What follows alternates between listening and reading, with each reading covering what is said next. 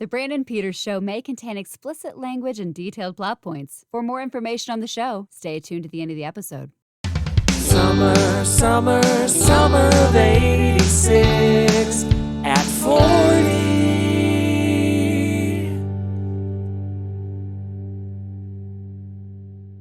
Welcome back to the Brandon Peters Show for another blazing installment of the summer of 86 at 40. A weekend by weekend look at the films of the summer of 1986 and the pop culture that surrounded them. And joining me today for Puck News and the Outside Scoop, which this week is the John Candy Special. Any and as many of our candy toppings for 25% off. Scott Mendelson. Delicious. Rest in peace. Yes. And from Two Black Guys Talk Godzilla, out now with Aaron and Abe and We Live and Entertainment. He was offered to be a fly, but he declined because he's a Whoopee Boy for life. Aaron Neuwirth. Be afraid. Be very afraid. The Whoopee Boys are out there. Yes. They're hurting people and nobody knows why. This episode will be the second to last week we cover from the summer of 86, and it's August 15th through 17th of 1986. Second to last. Oh, God. We're just getting going. The movies are just starting to get good. That's all how right. I feel about every streaming sitcom. Yay. All right. Well, this should be our flashback episode if we were like a streaming drama where we go back and yeah. All right. So We all have afros. Sorry, what was that? We all have afros. We all have afros, mustache. The Saw, the spiral from the Book of Saw flashback style, which it's either backwards hat, afro, and then Scott just looks exactly the same. You know it's different because he's wearing a different color shirt. yes, it's the shirt. He has long sleeves on it. There we go. So we have a 5-movie banger again, guys. So we're gonna get right to it with The Boy Who Could Fly, played in 39 theaters.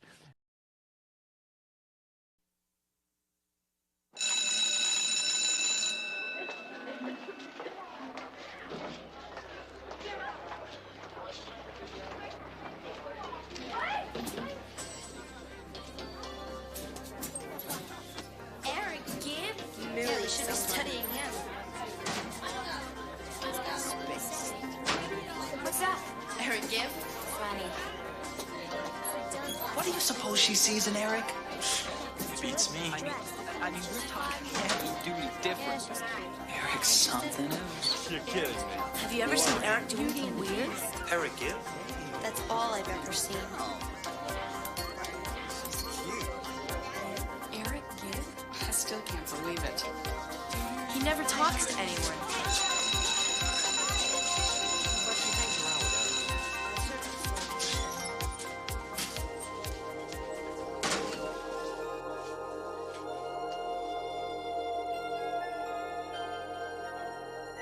I don't know. I think Eric could be sort of cute. Cute? Are you crazy?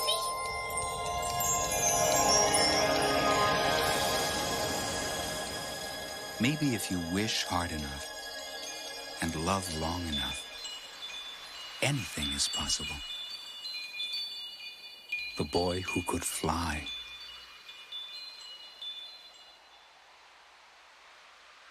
Directed by Nick Castle and written by Nick Castle.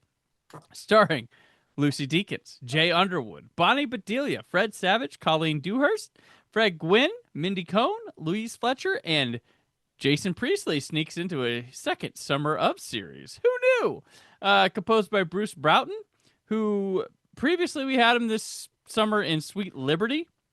And boy, does he fucking go for it on this one. Anyway, cinematographer is Adam Hollander and Stephen Poster. Hollander has shot Midnight Cowboy, Street Smart, The Dream Team, Eight Heads in a Duffel Bag, Carlito's Way, Rise to Power. And Poster... yeah, you got it. What a pause. I must have missed that. I apologize. Carlito's Way, Oh, right. Boxy. Oh, the and poster he shot Blood Beach, Dead and Buried, Big Top Pee Wee, Rocky Five, Donnie Darko, Southland Tales, and The Box. He did the Kelly trilogy. He's a Kelly trilogy guy. All right. Daddy Daycare, Stuart Little 2, Cats and Dogs, The Revenge of Kitty Galore, and Not even Amityville, the good The one. Awakening. Jesus. Yeah, like that's his Sequel- story here. sequel guy. His sequels, all his sequels he's doing here are not even the good one. He's got like the Rocky Jai Courtney of V. Well, cinematographers. he avoided Daddy Day Camp apparently, so got out of that. Oh, there you go. Yeah, he didn't reconnect with Cuba Fred said here. no. Yeah. This one's about the an autistic boy who dreams of flying, touches everyone he meets, like not like literally, right, sure. including a new Wow. family who has moved in after their father dies. Big deal here. The Coupe de Villes make their second appearance of the summer of 86 at 40. It's the band of John Carpenter, Tommy Lee Wallace, and Nick Castle featured on a TV in here, which they did music for Big Trouble in Little China earlier this summer. And so, without further ado, Aaron, tell us about Nick Castle's Starman. Are you asking me if this Nick Castle film took shape? Yeah. Yeah. Ultimately, yes, I would say it did. I haven't seen this film before. I've heard the title. It's one of those, The Boy Who Could Fly, which Yep. is like an 80s title. It's like something Homer Simpson would like. When dream we did about. 93, we had Man Without a Face, right? One of those titles. Yeah, spoilers. He had one. It was a lie. That Mel Gibson always lying to people. Anyway, this movie. I overall liked it. I think it's not doing much as far as when it comes to the ET knockoffs that we're getting. Like this is like one where it's like, yeah, all right, we're doing the thing. Like it's not aspiring to be too maudlin or too saccharine or too ambitious even in its presentation of what's going on.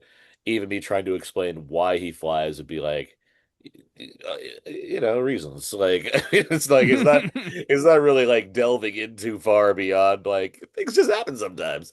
They clap their hands a bunch. Yeah, there's so many fairies that are rising off the ground, and I don't just mean because it's Pride Month, but as we're recording this, it's August when people are listening. But That's the subscribe button. It's a silly movie, but it's endearing enough because I think the cast is pretty solid.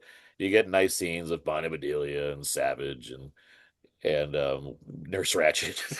And I was like, it's nice to see some of these people showing up. The boy himself is like, because he's playing on the spectrum and it's 86. It's like, well, they're all magical. They're that's the thing yeah, with and everybody. it's pre-Rain Man, so you can't like go big and go home with an Oscar yet. So I mean, it's just sort of like, all right, he's doing the thing, I guess. Like he's doing what's required of him in the most sensitive way they can present it, short of putting a goofy mask on his face and saying, "Look, he's different, therefore we treat him different." In a good way because we learn a lesson because that's the kind of thing we're like. It's a very like it's going for cheap emotions, but it kind of works. Like it's not bad, it's not mean spirited. It has the right kind of energy to like work as a, well, I couldn't rent this or that at the video store, but The Boy Who Could Fly was there, so I guess we could watch this tonight. It has that kind of energy going for it, which isn't like, I wouldn't say it's necessarily a memorable movie, but it's one that didn't like fail to meet the requirements of what it was doing. Therefore, I think it's solid. Okay. Yeah. I mean, later on, we'd get a similar movie in this decade, The Wizard, where autism was California. Also with Fred Savage. Yep, Fred Savage. He's a human game genie. All right, Scott. I mean, on the surface, this is basically, I made a joke that was basically like Timo Edward Scissorhands. And to the extent, and again, surface level, I enjoyed it. It's well acted, it's well performed, it's very sincere. I think it walks a very tight rope in terms of the whole autism is a superpower kind of thing, that whatever. And again, I if anything, I think, one of the reasons I was somewhat not defensive about House of Cards is that felt like a rawer, more grounded, even with some of his weird magical elements, portrayal of the struggles of a family who has a kid with autism, blah, blah, blah. But this one is more, it's almost just the fantasy and to the extent that I was, and again, I'm not going to say I was offended, but it certainly feels like the kind of movie that maybe, gave boys the wrong idea about romance. How about that? Um, that basically this wholesome whatever can't speak, can't communicate, but he sure is handsome as hell. So of course she's going to fall for him. And even though she was basically forced to do it for extra credit, that's kind of funny. I mean, if it means a bunch of assholes can shut up and just be mute, nice people, I don't think it's an entire loss. That is true. That is true. I mean, a lot less obnoxious people in the world because they want to imitate the boy who can fly. It's not the worst possibility. And to be fair, I feel this is probably less of an author insert than some of the other ones that we've seen, like Outer or even Edward Scissorhands, a very very good movie whose ending I despise, but whatever. But in a vacuum, yeah, this is one of those mid 80s kind of fantastical, but not really, partially because you can't afford that much fantasy in this kind of film. And I do appreciate to a certain extent that it doesn't explain most of the fantasy elements. You either accept them or you don't. And so yeah, I mean, it's a big for me, but I don't feel like it's too sincere and good-hearted, and for me to be all up in arms about it. But it did feel again like the sort of flirted with being the kind of self-insert, I'm a very special boy, and thus everyone, blah blah blah blah, in a way that was an issue in the 80s. But on its face, it's the second best movie this weekend about the word fly. Yeah, Brandon, why did you text me? This boy needs to fly into a jet engine and die. He should. Oh, that was Brightburn. Sorry. Right. Yeah. This movie, it checks enough boxes to be inoffensive or like just fine. But I can't say I was enamored with it. I was curious as like where they were going. Like I was surprised he actually flew at the end. That's the like, title of the movie. It's a title, but it doesn't mean it's literal. In the 80s, it does. Everything's literally in the 80s. It's a movie I knew by title, and then I was like, oh, it's a Nick Castle movie. Okay. Set my eyes to curious. Yeah. So I don't know. It was just kind of like, all together, just fine. There's, it does have had some like dated stuff with the language used in the movie, which is the sister's friend tells her about how she can't date him because he's a R word or whatever. It's like, damn, okay. But it's like it does everything good, right? And I was getting more vibes of like searching for Bobby Fischer type stuff with this. Not as good as that for sure, but it was just sort of just solid all around. Just kind of, it's a movie I have seen.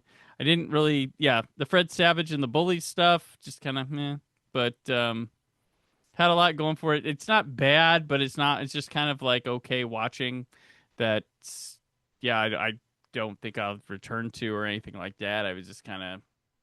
It started out like, okay, what is this? And it's like, the special boy across the street, drunk Fred Gwynn. Crowd, like, I like drunk Fred Gwynn. You missed it. That reminds me. They came in and I had a bottle and they were like, well, we got to take him now. Like, when you have that Fred Gwynn persona in a movie, and a spoiler, I guess, an hour and a half in, the dog gets hit by a car. We were all thinking the same thing, right? Yeah. Aaron was not. That's a shame. No. Is it a Pet Cemetery thing? Yes. Yeah, I figured something. Yeah. All right. Okay. Yeah. So anyway, that very much amused me. But yeah, as far as of course, there's going to be quote unquote outdated language. Blah blah blah. This was 40 years ago. That was just giving good legal advice back then. I hope Stand By Me has nothing of out of sorts when we watch that. It won't, never, no. But I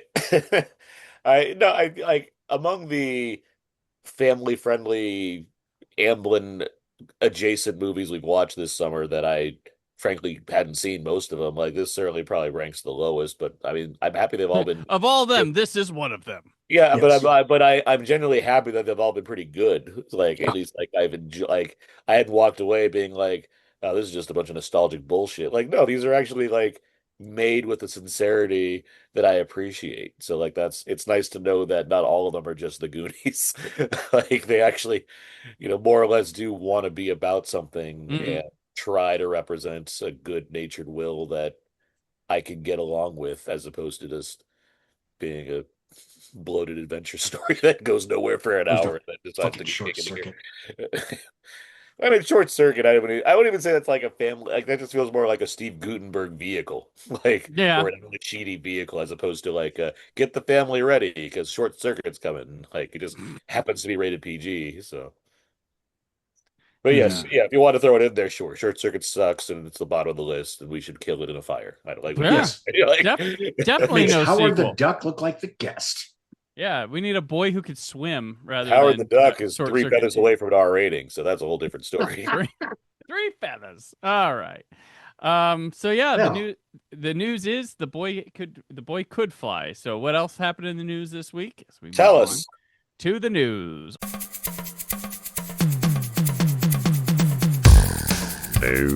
News. August 11th at the PGA Championship Men's Golf at the Inverness Club, Bob Tway holds a famous bunker shot on the 18th to beat Australian Greg Norman, the Shark, by 2 strokes. We still had a video game of The Simpsons. Yeah.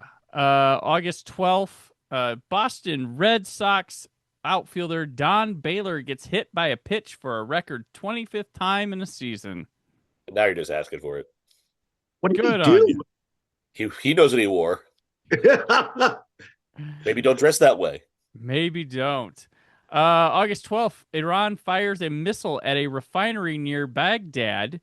Iraq raids an Iranian terminal at Siri Island, severely disrupting Iranian exports. Remember last week when Saddam Hussein was calling for peace? All I know is the Shadid Yeah. don't like that. I just gotta wait 2 more years till like Rambo and James Bond take care of it. Yeah. I'm just glad we sorted all this out and we never heard from Iran again. Yeah. Yes. Yeah.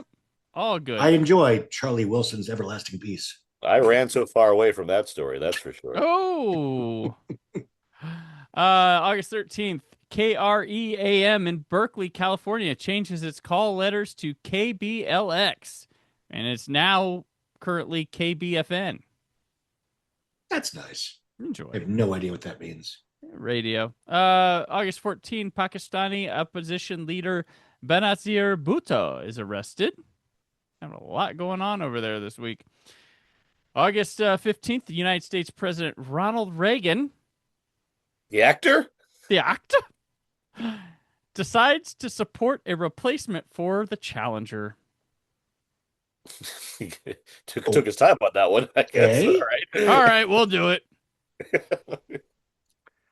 August 16th, Sudanese rebels shoot down a Fokker F-27, killing 57 people. That's unfortunate. Yeah. Maybe those Fockers met their maker. Yes. August 17th, bronze pig statue named Rachel after a real 750-pound pig who won the 1985 county fair is unveiled at Pike Place Market in Seattle. Must have had great hair. That is a slow fucking news day. Yeah. And then on August 17th, rioting occurs at a DMC concert at the Long Beach Convention Center in California, and 40 people are injured. A Run DMC concert? It just said DMC. Run must not have been with They them. told everyone to walk DMC, but they didn't listen. Yeah. And this is not to be confused with the DNC. Yes. Okay. Correct. Oh, no, this is not 1968 Chicago. And those concerts are generally a bore. Deaths this week. Chuck McKinley, tennis player, the first black female performer to sing on an opera stage in the U.S., Katarina Jarboro. A bad week for her to go to the DMC concert. Right. That's what happened. Actress Helen Mack, composer Richard E. Holtz, Jaime Sens, poet. John Hurley, the songwriter of Son of a Preacher Man, and composer Werner Fuson. And then born this week, we have baseball player Pablo Sandoval, soccer player Yosef Lapira, gymnast Taryn Humphrey, rapper Young Deuces, one of Scott's faves, actor Sean Pyforum, Yu Darvish, baseball player, Brighton McClure, the actor, Tyrus Thomas, and Rudy Gay, both NBA players. Did you say Young Deuces? Young Deuces. Baby Poops? Baby Poops. Baby Poops. Just damn it, Aaron, that was funny. Laugh. That's Scott's rap name. They came up with the Wu-Tang generator. Baby Poops. Baby Poop Mendelson. Which is the same sound as you make if you're a Whoopee Boy. No. Our next movie, The Whoopee Boys, playing in 82 whole theaters. It's their attitude. Your mama's a blowfish. It's worldly. I'm fluent in several languages, honky being one of them. Spontaneous. Are these real? Personal. Nowadays, it is refreshing to meet a girl with curable diseases. When you want it all, Planes, islands, money. you gotta have the right attitude. Surprise! Oh, would you like to disco? Whoopee Boys. You need help. You need professional help. Directed by John Byram. He of The Razor's Edge, Inserts, and later on writes duets. Written by Steve Zacharias, Jeff Buhai, David Ops. The guys from Last Resort are back. Remember that this summer? I looked this up. Yes, the Revenge of the Nerds guys. The stars Michael O'Keefe, Paul Rodriguez, Denholm Elliott. It was weird when he popped up in the movie. His name popped up. I'm like, wait a minute. Hold on here. Carol Shelley, Eddie Deason, Elizabeth Arlen, Joe Spinell, Dan O'Herlihy. Time for Halloween. A fucking part in Temple of Doom. You could have avoided this. Taylor Dacron, Greg Gurman, and Linda Fiorentino shows up for a scene. Who was briefly married to this film's director. Yes. Right. As the kids say, how do you fumble that back? He was difficult. Right. Composed by Udi Harpaz and Jack Niche. Harpaz does lots of cartoon shows. However, street cred for life. His first composing gig ever, Ninja 3, The Domination. Much respect. I mean, it's no Ninja 2, but whatever. He doesn't pay for meals in this house. Nietzsche, of course, did One Flew Over the Cuckoo's Nest, Hardcore, Cruising, Cutter's Way, Officer and a Gentleman, Breathless, Razor's Edge, Stand By Me next week, and Jewel of the Nile. It clearly needed help on this one. Right. It needed it. Cinematographers Ralph D. Bode. He does He shot Saturday Night Fever, The Coal Miner's Daughter, Dressed to Kill, Gorky Park, The Q's, Uncle Buck, and guess what? Made in America. The better Ted Danson movie of a summer. Yes. This is about two obnoxious and dim-witted misfits who attempt to save a school for needy children by attempting to sneak into the wealthy high society of Palm Beach to get the money needed for their cause. Yeah. Scott. It's better than A Fine Mess. It is. I mean, sure. I mean, I don't want to say too many nice things about this because that would be challenging. But it was like almost more low key and less challenging to get through. I'm not saying it was funny. I'm not saying it was good. But compared to the giant, not so little deuce we had to watch last week, this is still mediocre. The jokes are not funny. The characters are not interesting. The production values don't particularly stand out. I mean, really, the only thing of note, as we've more or less discussed, is the sheer number of, that guy or that young woman actors that pop up in this at various points. Keith David has a small role in it. But other than that, it's another. I mean, this was the 80s, so you had all kinds of character or actor specific playing a broad sketch comedy type character. This isn't quite that, because again, maybe that's why I didn't want to bash my head against the wall while watching it for once. But there's nothing good about this, but it wasn't as oppressively, painfully awful as some of the other comedies that we've watched for this particular season. And I'm going to quit while I'm ahead because I don't have that much to say about this. Aaron, whoopee! I don't disagree with anything Scott said. So instead of just rehashing what he just went through, I want to just point out that every time Paul Rodriguez was making a joke, I was just relishing the fact that Brandon must have been sitting there just eating it all up. Just joke after joke. Paul Rodriguez Peters, as I call him, because of how much fandom he has for him. I just kept thinking, man, this guy is just fucking killing it, and Brandon must be laughing his ass off right now, sitting at home watching Paul Rodriguez movies in the Whoopee Boys, and just being like, finally, I'm crossing this one off the list. I've been saving it and savoring it, and here Did you it guys is. know this movie existed before this? No, because I was just like, oh, this is. I feel like I've heard the term Whoopee Boys at some point, and I'm like, what context would this ever be applied to anything? And even the movie doesn't like have an answer for that. It's just like, the Whoopee Boys. No one can be told what the Whoopee Boys are. I was curious because I had just seen when Robert Duvall passed, I watched The Great Santini, which has Michael O'Keefe, who I didn't realize that's Caddyshack. That's Noonan, and he got Academy Award nominated for that. So like he's always had I think he's like a Timothy Busfield. Like he has this weird kind of esteem because he got an early nomination in his career. So it's like when you hire him, you think, oh, maybe there's be something here because like he's a talented young person. And here it's like he's not particularly bad in this movie. It's just the movie around him sucks. But like I was just more curious, being like, oh, so they did like try with him to give him one of these like let's test him out in a buddy thing. And so that made me like wander off from this movie because who cares, to think about what are the most random combinations we've had in like the 90s and onwards. Like obviously the 80s has plenty of those. The 80s has fucking Pat Morita and Jay Leno, so maybe we already won that battle. Yeah, but like what in the 90s is like the most like how did we get here? Like what Tim Robbins and Martin Lawrence? No, because even then I could like that because that you're not you're in the ballpark. But at the same time, just like someone clearly like saw them like saw like a picture in a magazine and saw Martin on TV at the same time. Like, wait a minute, tall, short. That's what I need. Like that's like I can see where that comes from. Yeah, like, that's like a poster that sells. I'm trying to think like what's like an almost non-personality, like why are they even in movies, and like a comic that like had one good set once and like they decided let's put them in a movie together. Like when's the last time we had like one of those? That's what I'm trying to like really like dig into. And it's like what is like like was it double take?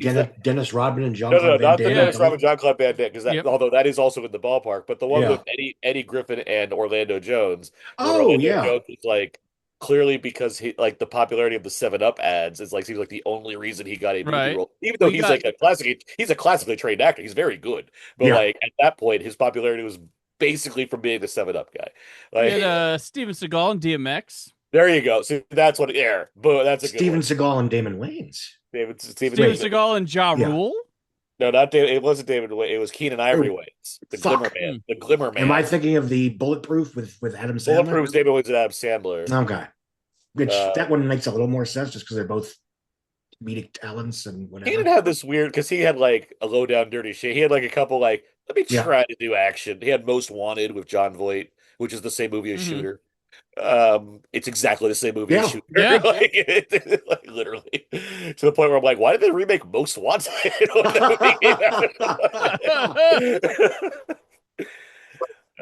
So like those are a few of those. I'm sure there's some like female buddy comedy thing too that we can't think of. I mean, yes, but unfortunately, I think Collision Course just blows any other ones. It really does. Yeah. What's the Joe Piscopo one from Brian De Palma? Dead Heat. Dead Heat. The one where they turn into zombies. So there. That's something. I have nothing left to say about the Whoopee Boys, by the way. Leading into this, you got your Whoopee Boy T-shirt on. I got my Whoopee Boy pillow. I got my popcorn bucket. But no, so I was like, yeah, I had said what I said about Paul Rodriguez, but honestly, not as obnoxious to me as I thought. No, he's actually fine he's here. fine in this. It's- I was surprised that I was getting some Snickers out of this going in, like, because I Taylor Negron was cracking me up in this movie. He Yeah. had one where they were talking about Bewitched, and they were like, he said, "You never change dicks midstream," and it just the way he was saying it, and there was something about the lobster table that he said too, and I was just dying, just because Taylor Negron's such a weird energy. Yeah. That in anything he does, like really, The villain in a Tony Scott movie. It's like, all right, like, sure, let's go with it. But yeah, so yeah, the movie was stupid. It felt like it was reminding me. I kept thinking of the Jerky Boys movie from the '90s, like just like this, like, well, let's throw them into something and just keep throwing these stupid quips and stuff. And it did feel long, but like it wasn't. Yeah, for some reason I wasn't like crossed arms, bored, and like angry with this one like I have been some of the other comedies, which was surprising because I would have assumed on paper that this was going to be a disaster that I wouldn't be able to do. But this one I got on its wavelength enough and was able to see it through and have some fun at times with it, even though, and I think it's probably because it's trying to throw a million jokes a minute, and like when you do that, something's going to stick every once in a while. And the other movies were too focused on finesse, and this one does not give a shit about finesse. And it just dead on Elliot, like I said, when he shows up, it's like, what am I fucking watching here? And then Joe Spinell's there, and it's really wild. It's so weird. So I was just kind of enjoying that about it, but this surprised me. I didn't hate it. But I'm never gonna watch it again. But I was like, whew.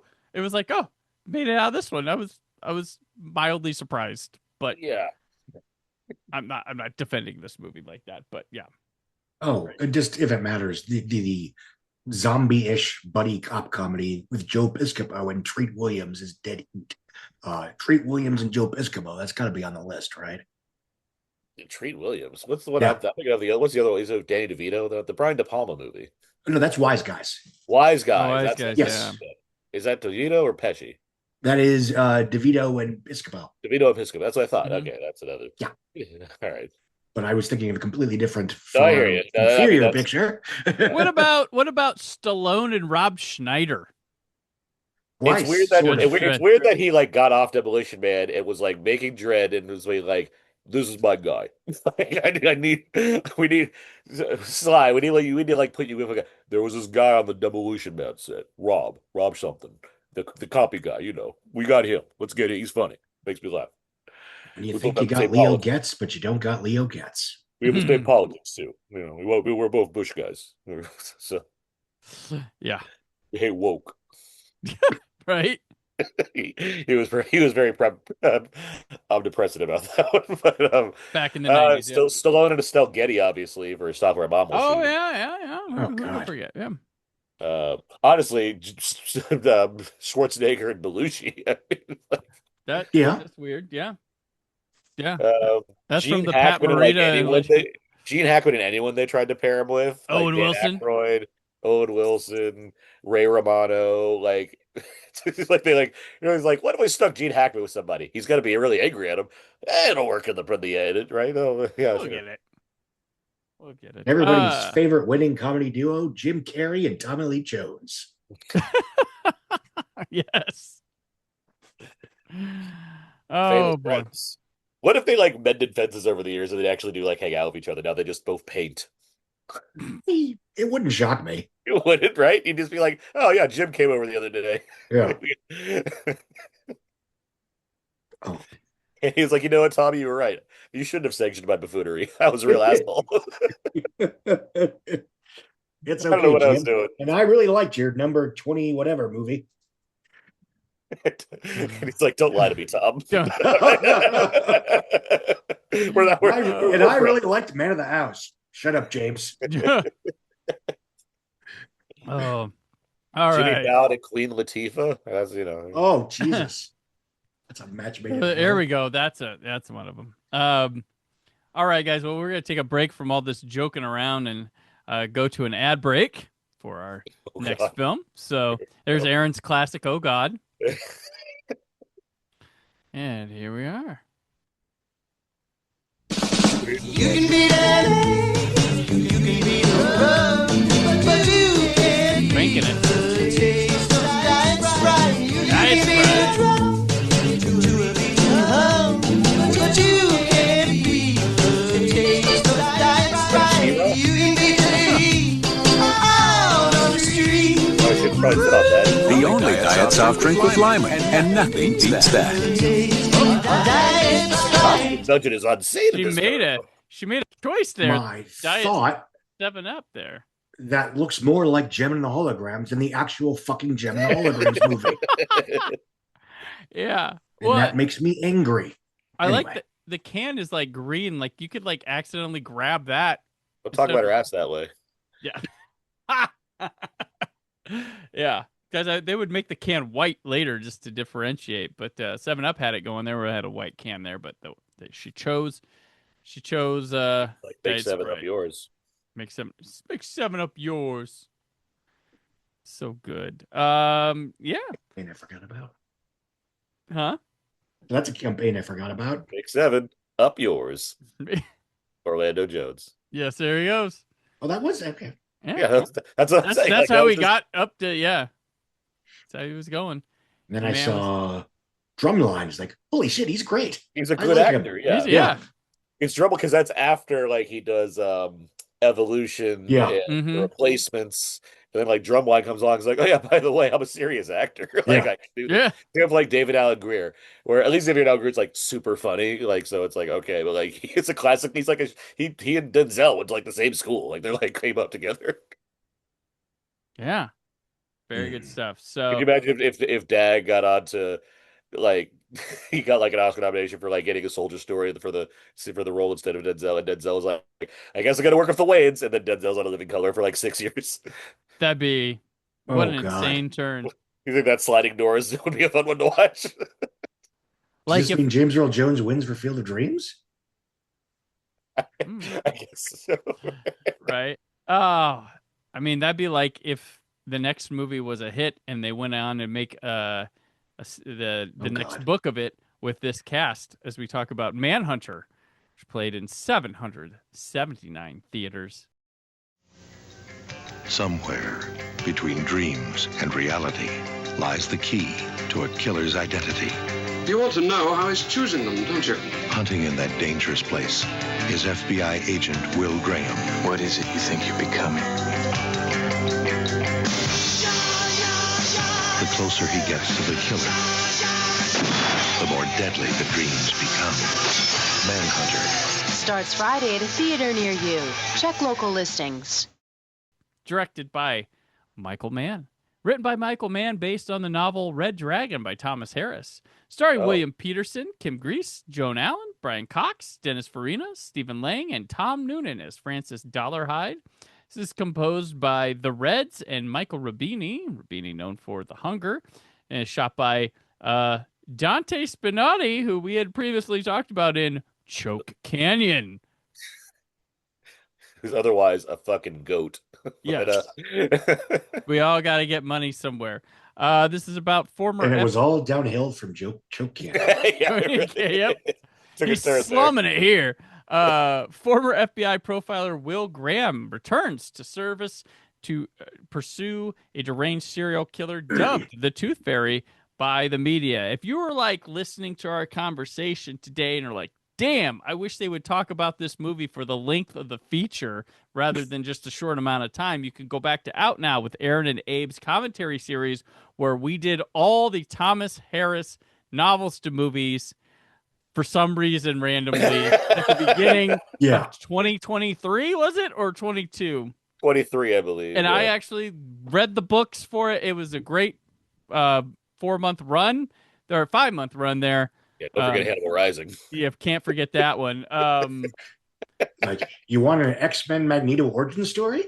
There you go. There you go. So, yeah. let's go back and once again chat about Manhunter, Aaron. So for the record, when it comes to this podcast, I watch all the movies. I am very pleased to be able to like do the work I need to do. Even when it comes to things like Aliens or stuff I've seen hundreds of times, I watch the movies. I have not watched Manhunter for this episode, and I will say why. Because 2 days from now, I'm supposed to see Manhunter: The Final Cut with its new 4K restoration with Michael Mann on site at the Academy Museum in Hollywood. So I'm like, all right, well, I guess I'll wait to watch Manhunter. Okay, Scott. But let me know how the new Jabba footage, fits in the Jedi Rock sequence. It's the same movie. There's just a lot more dewbacks in the background running around. But on the beach, especially where all the desert is.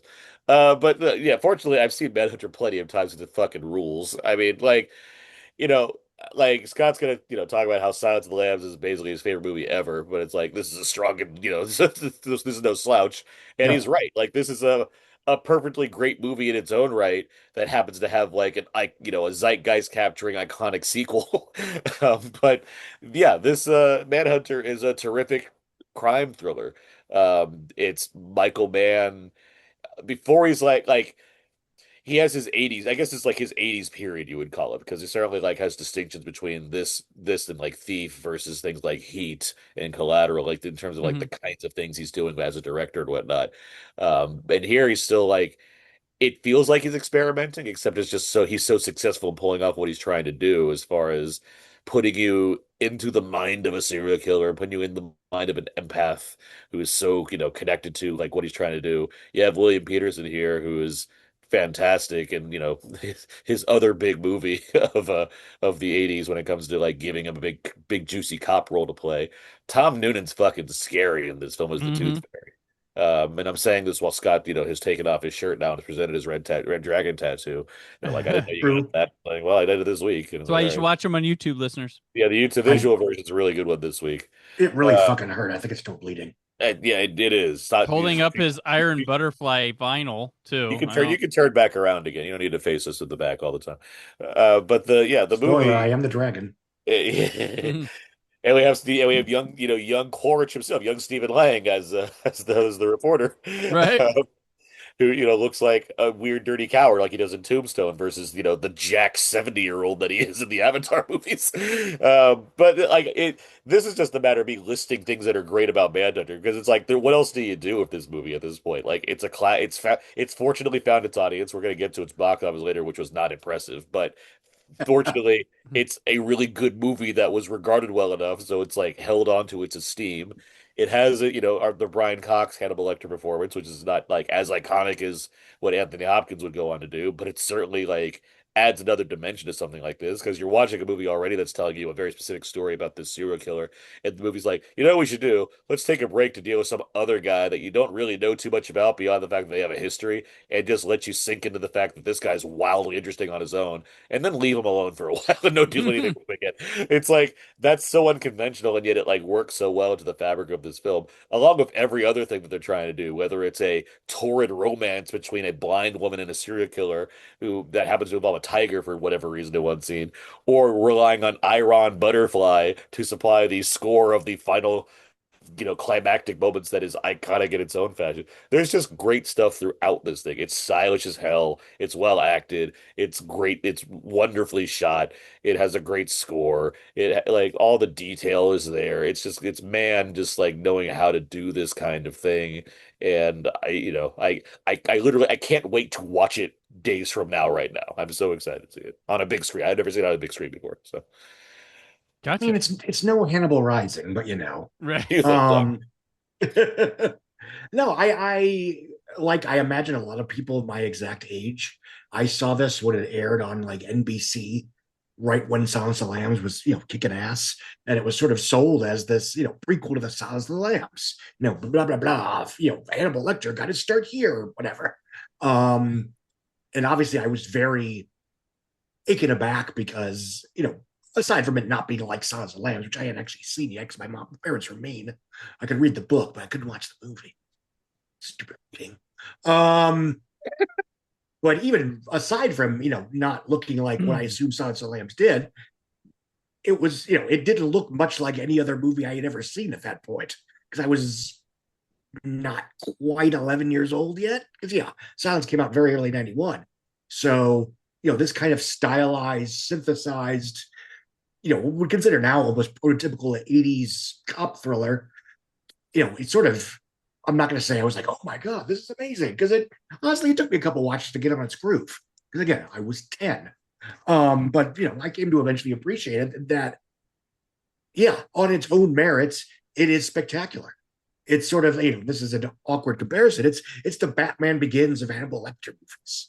In that, if not for the fact that its sequel just sort of changed culture as we know it, for better or worse, it would be known as just a great, great version of its genre. And it's also one of the, not one of the first in terms of like, cops versus serial killer kind of things. Because although most of the ones beforehand were kind of like Chuck Norris hunts a killer, or Charles Bronson hunts a killer, or Sylvester Stallone hunts a killer. It's the Zodiac thing that changes the game yes. there. The Dirty Harry comes along, and then we like Nighthawks eventually. Yes. Stuff like that. Because this is But we never had like a really calculated killer that actually plays it safe, doesn't want to get caught, that type of thing. Oh, roller coaster. Sorry, what was that? Roller coaster. Yeah. Yeah. Yeah. Tim Bottoms. But in a weird way, this in terms of the stereotypical serial killer picture, this kind of invented, I don't want to say invented, but it was sort of the first mainstream presentation of a lot of these tropes, which is why, again, you need a second to realize what William Peterson's doing, because he's a lot broader than, now that we all understand what a profiler is, blah, blah, blah. You don't necessarily have need to have the character sitting up a tree screaming, you touched her, didn't you? You son of a bitch, you touched her, blah, blah, blah. Now, within the movie, it works fine, especially as its own thing, one among many serial killer movies. But yeah, I think we all love this movie on its own merits. And I will say that, Brian Cox is probably the second best big screen performance of Hannibal Lecter.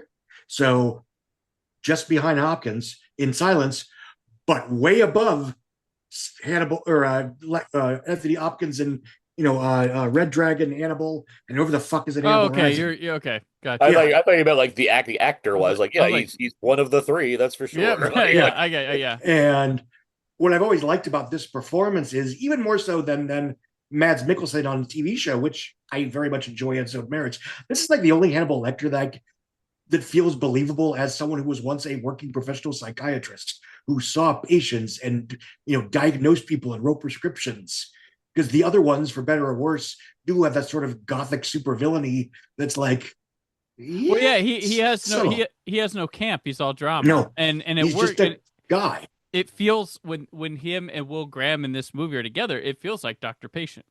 The other ones is like a chilling. Oh, what are you? Yes. There is Dr. Patient stuff, but it's on a very heightened level. Even in Silence of the Lambs, which makes a level of sense. And it works for that. Like, I'm not saying you're criticizing it. It's like there's no guard up because he doesn't need it. He's already imprisoned at that point, so it's like need to do. He doesn't necessarily need to do that in here either. But man is. That's why, like, the keep doesn't work, because man doesn't do high camp. Like, that's not his thing. So he's gonna have very things being cold and clinical. What's the most over the top performance in a Michael Mann movie? Al Pacino going, she's got a great ass. I mean, like, I guess by default to be Pacino, just because, but he's like, his character is supposed to be a cocaine addict, like in the deleted subplot or whatever. Like, but like, I mean, Pacino in Heat is basically, I mean, he's kind of what's his name? In Boondock Saints. Defoe? Yeah. Willem Dafoe, Willem Dafoe, that's basically, he's in a better movie, so it's like... Are we going to be dicks and talk about LA Takedown, or does that one not count? There's some pretty broad acting in that picture. I'm just thinking there's not, but my point is, I don't think there really is a broad performance outside of someone that's theatrically inclined, like a Pacino, sure. It's the same with like The Insider. Obviously a little more toned down, but he's still like fucking yelling at Chris Wallace Wallace, like Wallace. With Chris Wallace for once. There's opportunities for Peterson here, but he's got a leash on himself that he doesn't quite get over that area. He's able to pull himself, which Peterson, between this and To Live and Die in L.A., like, two of the best performances, drops the mic, and then we don't see him really again until CSI. And I don't watch CSI. Yeah. So, like, it's insane. Like, he stars in two movies that are now heralded as these classics, great movies, did not do well at the time, and he's great in both of them. And it's like, wow, this guy should have, like, been all over the place the rest of the decade. We should have been like, every year he's fucking, Daniel Day-Lewis versus William Peterson, what'd they do? But no, we don't get that. And here he's just fascinating because, yeah, like I said, he's able to rein himself in. He has to carry the movie by himself in a lot of scenes because he's just investigating, seeing his mind and how he works with stuff. And I love his scenes with Hannibal Lecter. They just work on a different level than I think we've seen in any of the other Hannibal. Even when they do this story again, it does not work like this. I like this movie as a adaptation because it does not follow the book to a T. It's someone else's vision of that book, and that's what I love about adaptations. And I know there's people that are like, that's why we get Red Dragon, because they didn't do it right. They didn't. But now we have Hopkins. We got to play. Man, fucking AI is gonna go crazy, right? Like that's like an AI movie almost, where it's like, can you do Manhunter but call it Red Dragon and put Anthony Hopkins in it, please? We can't afford Scott Glenn. Yeah. So, and Farina, man, they Farina's Harvey Keitel. I mean, like, I get, like, I know it's easy to bag on Red Dragon, but we can't appreciate the fact that it has really good actors. In No, it. it's not bad. I like Red Dragon. It's average compared to compared to this, yes, obviously. And like, yeah, Farina's awesome here. Farina's I always like the early Farina too. This is what he's like. I just watched Midnight Run recently too, and I'm like, God, man, that guy was great. Farina's killer in that movie. Yeah, and this movie, like the stylishness, it's just like a guy. There's an art to knowing what songs will go with your movie, or that might seem odd at first, but then place right in your movie and work so well. And Michael Mann changing the ending because he just felt with his story that's where it was going, which drives fanboys nuts. But I'm also like, you read the book, you know what happens. Isn't it cool that you got surprised that something else kind of happened? And no, I want to know how it goes. But this is like The Shining, where I like what happens here better than the tried and true dime a dozen plot twist. Does that Thomas Harris have a thought on this? I forget. I don't know if he has a thought on it. I think he cared all that I don't much. know. He got. I doubt it. He got really upset after Silence of the Lambs, and then the fact that Hannibal in spite. The fact that he'd write a sequel out of spite speaks more to the idea that he's probably willing to be a little less precious about his material. Yeah, but his thing with Silence of the Lambs was that he just got pissed at the fact that Anthony Hopkins Lecter kind of became this up culture quasi anti-hero. Yeah, and Clarice and Lecter shippers and all that nonsense. Noonan. Yeah, well, he's a, it's such a charismatic way of like presenting. I mean, even in writing, like it's a very charismatic character. Where like the actual murderers we're watching are like horrible people you don't want to deal with at all. No one wants to meet the Tooth Fairy unless you're blind. Yeah. And then, you got this instance of like. Tom Noonan, like he's fucking great in this movie, like perfect look, the look, everything he sells it. Also restrained. And also restrained. And I guess like Stephen Lang is probably the biggest performance of this movie, but that's like right, but he needs to be. It's the nature of that character, yeah. But so Tom Noonan is a perfect example of like what has become like because we go from Tom Noonan in this role to Rafe Fiennes, but he's got a cleft lip, and it's like even like nothing against Ray Fiennes or his performance, but it's like, everybody's got to be this like fuckable look nowadays. You got to have, we can have Dollar High, but he's got to be kind of like sexy, right? He can't just go full on like let's go. Not saying that Tom Noonan is a stud muffin, but I'm just saying like obviously he bagged Joan Allen. Yeah, he bagged Joan Allen. Blind, not Joan Allen. Yeah, Joan Allen. Yeah. How dare Emily she Mortimer take this? and I looked it up. I looked this up. How dare she take that part? She's not actually blind. So, how dare she? But it's nice to see the "Strong as I Am" song in something other than Abraxas, starring Jesse Ventura. But this movie is so like, this is perfection. This is 5 out of 5 no notes for me. Like I really, and even it's got little camp qualities to it that work for it because of the stylish. Like they have William Peterson doing the Sir Lancelot toward that door at the end, but it's badass with the slow mo and just. Oh, I love that. Oh, with the Iron Butterfly. Oh my god! And the timing of the plane and getting like it freaking rocks. And it's the craziest use of slow mo. Like because I it's fun to see like when you're applying slow motion to something. But it works with the Iron Butterfly. What I'm saying, there's so many different perfect. ways you could. There's so many different ways you could do that, and this is it's like such an awkward choice of like it's one thing to be like Peck and Paw or John Woo, obviously, but like this is like a weird like frame by frame like deconstruction of an action sequence, and it's like. How does this work? Like, where do you? At what point is Michael Mann like, what if we did it this way? And people are like, yes. Like, it's such a weird like choice to make. Well, like finding the edits, I assume. Like, and story wise, I just love how it's the perspectives told. And once somebody sees Dollarhide, he's now in the movie from then on. Like I really like how they keep him in the background till you see and do you see and then we shift hands and start seeing his life once the Freddie Lowndes is thrown out of the picture. But it's this movie is so awesome. This is just us slobbering all over it. I like Brian Cox Hannibal Lecter, I really do. And every time I go back to it, I'm like, he ain't bad. He's pretty good. I love the whole the phone Rolodex scene. Oh yeah, like and just the way because he's like he's leading into the Irish a bit, I believe, on the Brian Cox's side. He's like he's not really hiding the accent, and it's like early Brian Cox. Like he's not a huge star yet. He's more a theater guy, I assume, at this point. He's not the voice of McDonald's yet. Yeah. So like I appreciate just like the way he. Because like when Anthony Hopkins does it in Red Dragon, like it's like I know what that sounds like even before watching that scene. Where it was like, I'm sure Anthony Hopkins knows how to charm a woman into giving a phone number. So watching Brian Cox do it, it's just like not like knowing this character's like this weird menace that's like the only person that gets under Will Graham's skin, and you're like, and now he's like charming his way to get this woman to give him a fun phone number out of a roll. It's like this is like, and it's so clinical because these scenes are like, as opposed to the dungeons that Tak Fukumoto shoots and Silence of the Lambs, and like this is like this entirely sterile white environment, and he's wearing white clothes fully. Yeah, it's like it's such a awkward like honestly like everything that's bright in this movie is so weird, right? Because you have the scenes on the beach with him and Dennis Farina or Kim Geist. It's like it's the darkness where this movie like rests and feels comfortable, but it's these bright scenes where you're like, what's going on here? I don't know. That's true. It feels alien to you. Well, it almost feels like one of the great daytime horror movies. Yeah, no, yeah. It's a good way to put it. Even when he's in the house, it's like white walls with not a lot on him and stuff, and that feels it's this thing I like in like old 70s sci-fi, this empty feeling.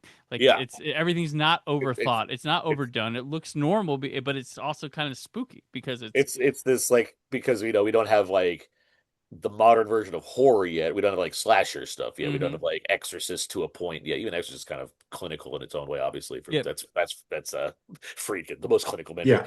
So it's like, but so instead we're focusing still on what the 70s did, which is paranoia, right? It's paranoia, it's claustrophobia and paranoia. So it's still Manchurian Candidate. That's earlier, but it's still Manchurian Candidate and 2001 or THX or any number of these like Rosemary's Baby. Yeah. 3 Days of the Condor, like it's all like, how do we close the space on you or whatnot? And how also, do you that darkness, especially in this time where there weren't a bunch of movies like this. Yeah, sorry, there's a case to that they make everything look buttoned down and real, so that the more exaggerated, not fantastical, but forgive me, fantastical elements of the story stand out that much more. And conversely, Silence of the Lambs, which is, I would argue, presenting itself more as a gothic fairy tale. So you can indulge a little bit in the dungeons and the scary garages and the weird animals and what have you. What's wild about that, though, was just thinking about Demi's filmography leading up to Silence of the Lambs. Yeah. Like, where the fuck did this come from? the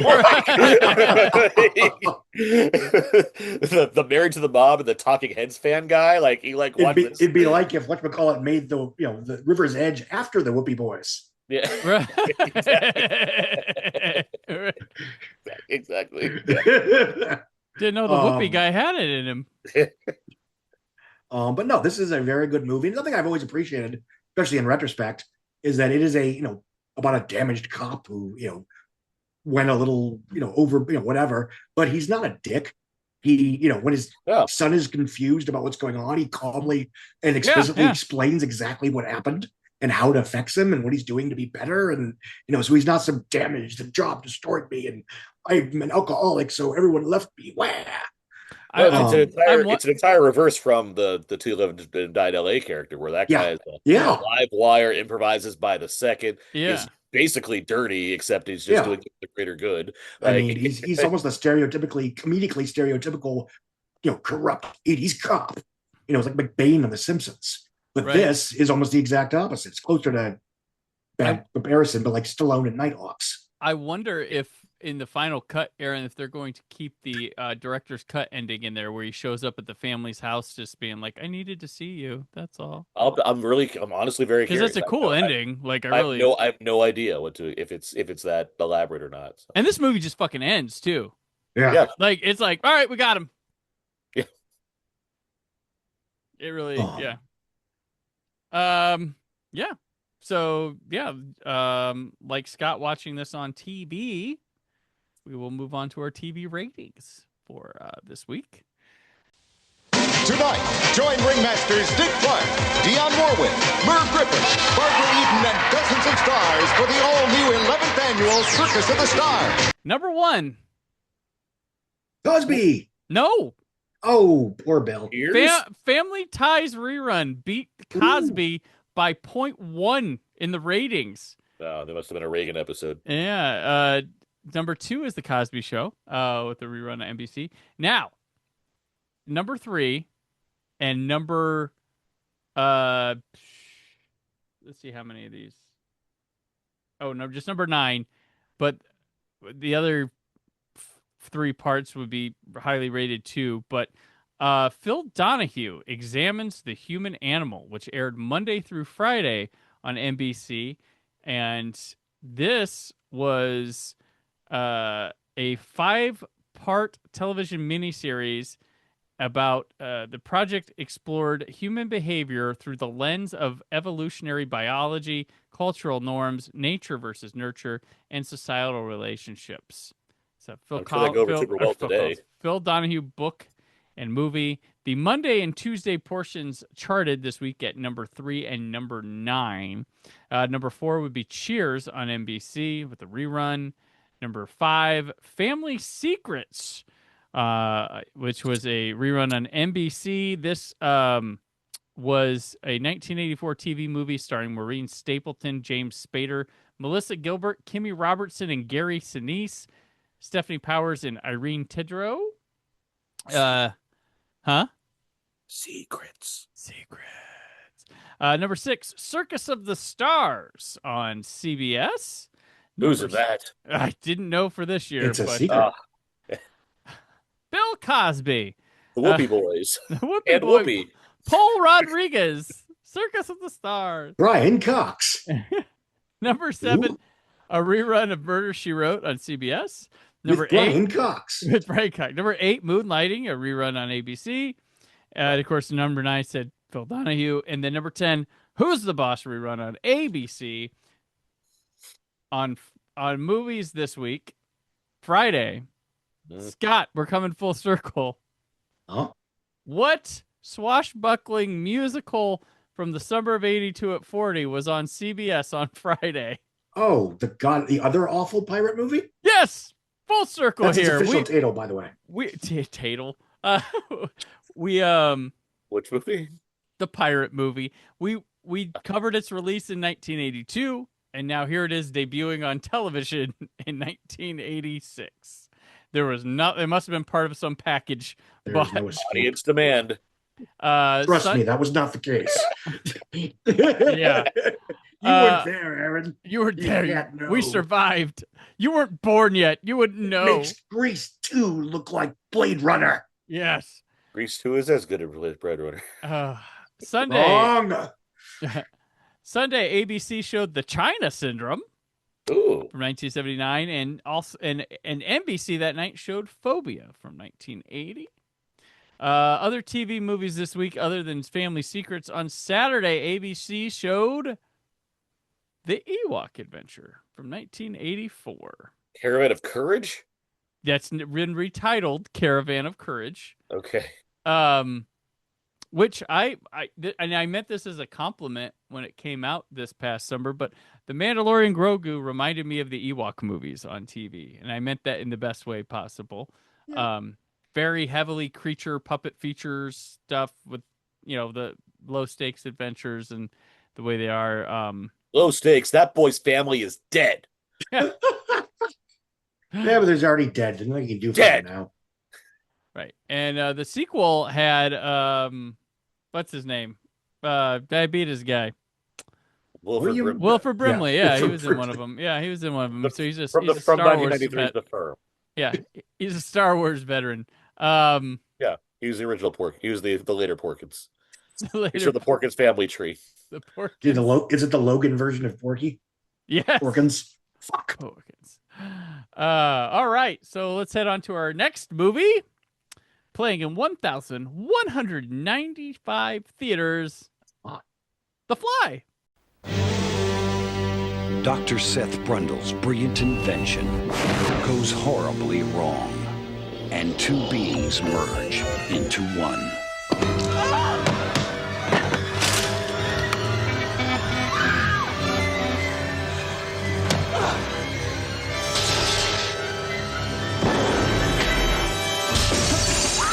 The Fly, rated R, starts Friday, August 15th at theaters everywhere. Woohoo! Directed by David Cronenberg, written by Charles Edward Pogue, who had written Psycho 3 this summer, and David Cronenberg from a story by George Langland. And this movie, it stars Jeff Goldblum and Gina Davis. It's that Earth Girls Are Easy. Is this a reunion for them? It's the reunion, yeah. It's the reunion from Earth Girls Are Easy from that one. If you guys fans of that one? I watched it for the first time pretty recently, and I'm like, this isn't bad. Yeah, Gina Davis she's very good looking in that movie. Yeah. Also stars John Getz and Joey Bushell, Leslie Carlson, George Chuvalo, and this is scored by legendary composer Howard Shore. Shore was, and shot by Mark Irwin, who is a Cronenberg guy, so he does Cronenberg guy, yeah. He did Jackie Chan's The Protector. He did the 1988 Blob. So two of the best horror remakes of the 1980s were shot by this guy. Dark Angel, I Come in Peace, which means he doesn't pay for a meal in this house.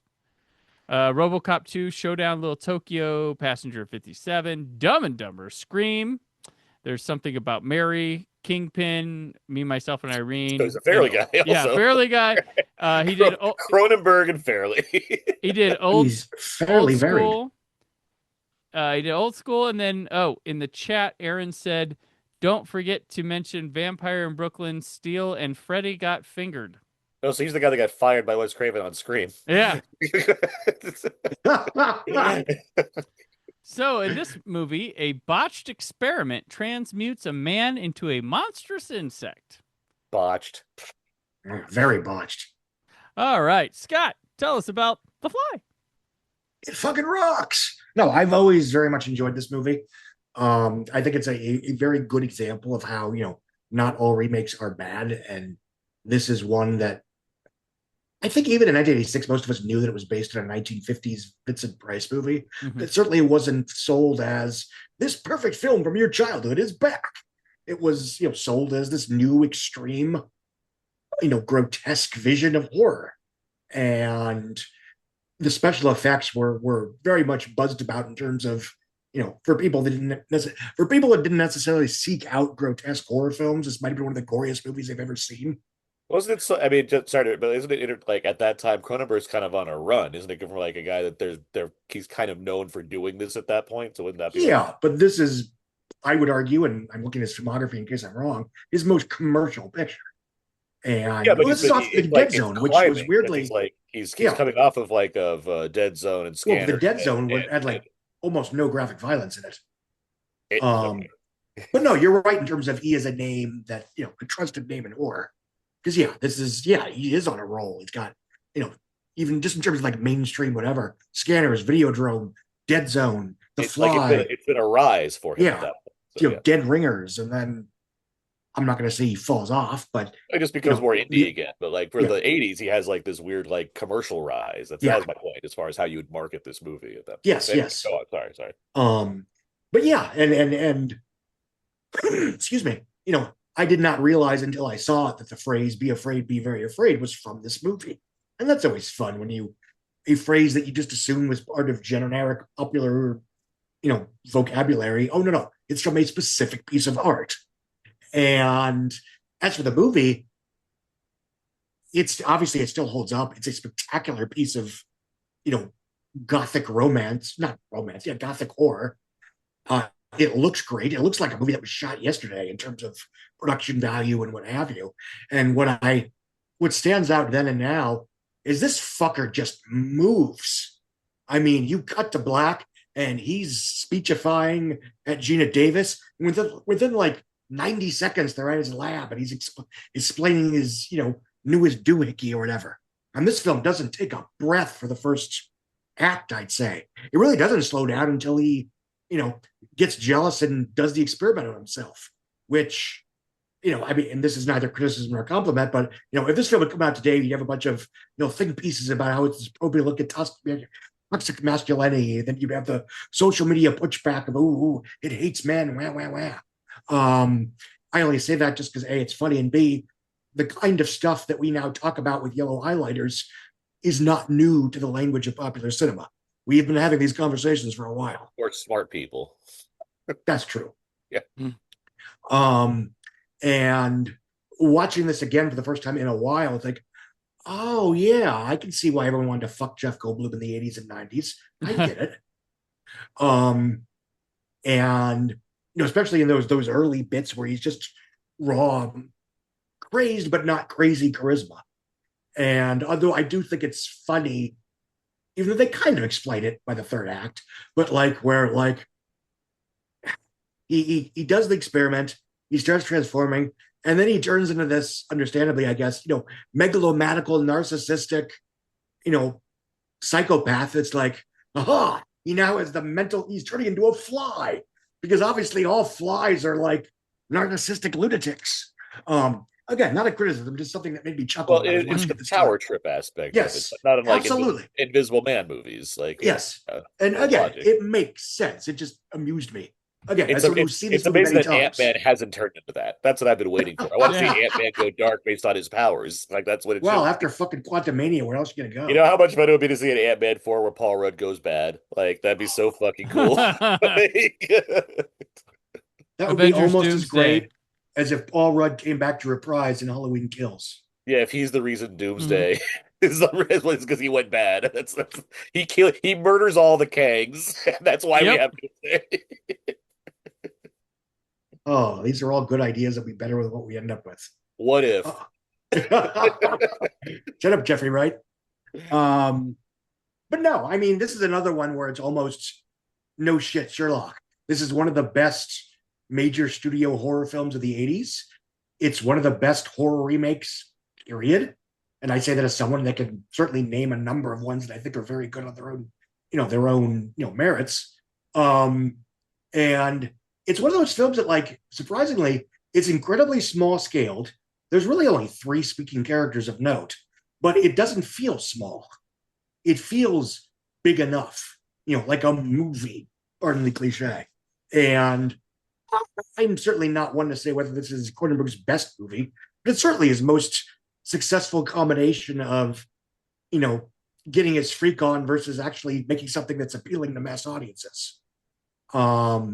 And yeah, it was great 40 years ago. And and this is even a nitpick with the film. It's like, we talked about, it's an AIDS metaphor. It's an AIDS metaphor. It's like, Cronenberg basically said that it was a metaphor for watching his father die of old age. But whatever, that's more discourse. He's explored a lot in his films, if anyone pays attention. But yeah. Right. Sorry, what was that? if anyone pays attention, he's explored that a lot in his movies. So it's like Yeah, it oh shouldn't yeah, be absolutely. surprised. Like, yeah, you can read other things into it, but like, have you seen the movies? Like, I Yeah. do this. I mean, next you'll tell me that most of Spielberg's films are about him coping with divorce. Yeah. And Tim Burton just wants to fit in. Anyway, no, this film is terrific. Gotcha, Aaron.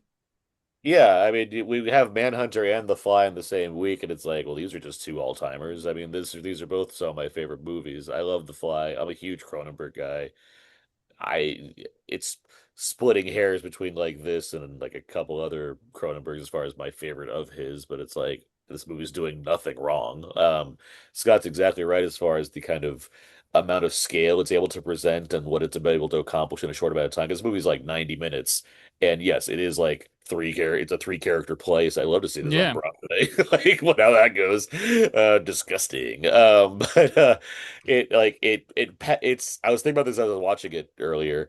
It feels like one of the most like packed movies versus runtime as far as like how much we're accomplishing within this amount of time.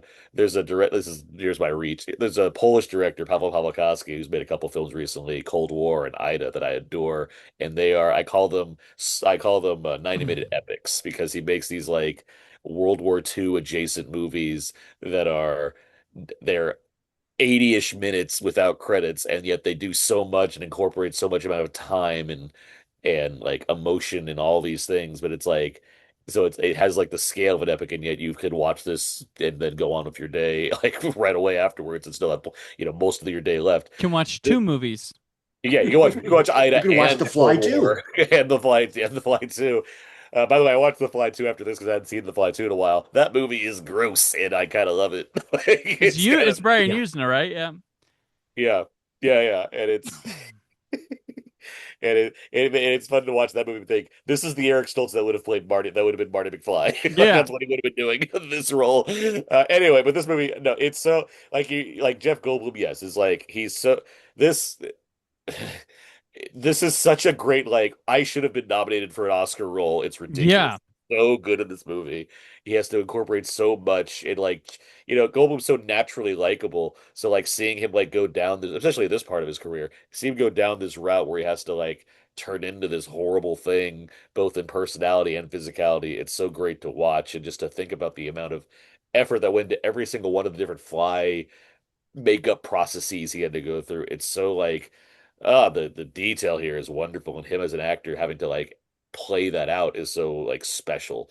It's the we could I don't decry the kind of replacement of practical with CG in the way that Brandon I know is more passionate about, but I don't disagree with him either. But like this really is one of like the most sterling examples of like what you get from having practical effects in your movie and using them so effectively in the way that like a Fincher can do with CG, essentially, where like Cronenberg absolutely knows what a tool is and how to use a tool to enhance your movie, and not just as like something to lean on because you can't do something else. Like this is a movie that's just a perfect incorporation of what vision is and how am I able to what could I use to accomplish that vision, and this absolutely crushes it. Then you got Gina Davis, who's like this could easily be just a throwaway, like I'm screaming at the fly all the time role, and she's bringing Gina Davis energy. Gina Davis is such a tremendous actor in her own right, and she's terrific here.